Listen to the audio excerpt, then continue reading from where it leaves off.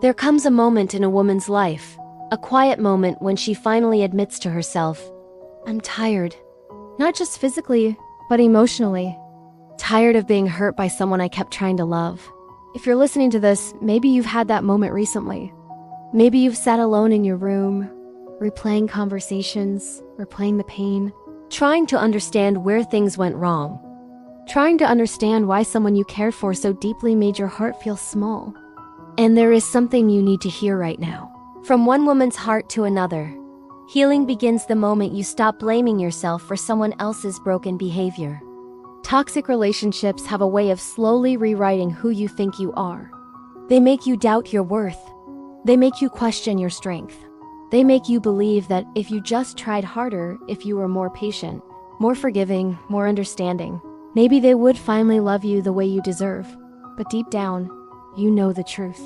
It wasn't your lack of effort. It wasn't your heart that failed. It wasn't your softness that caused the damage. It was the way they treated you. The way they ignored your boundaries. The way they dismissed your feelings. The way they made you settle for crumbs and call it love. And yet you stayed, not because you were weak, but because you had hope. Because you saw their potential.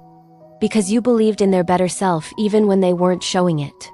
But now you are entering a new chapter. A chapter where your healing matters more than their excuses. A chapter where your peace matters more than their presence. A chapter where you finally choose yourself. Imagine this.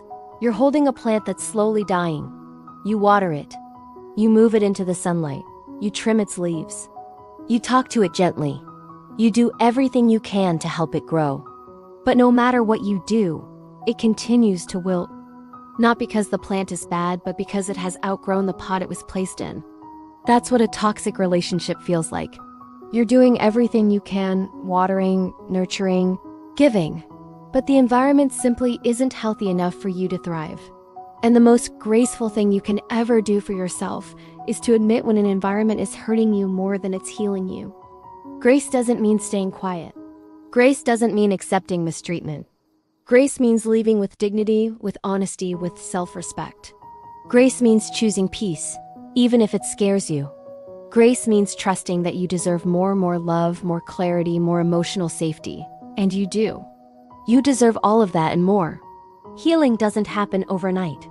It doesn't happen the moment you walk away. Healing begins in the quiet moments after, in the space where your heart slowly learns that pain is not your home anymore. It begins when you stop replaying the lies they told you and start remembering the truths you forgot about yourself.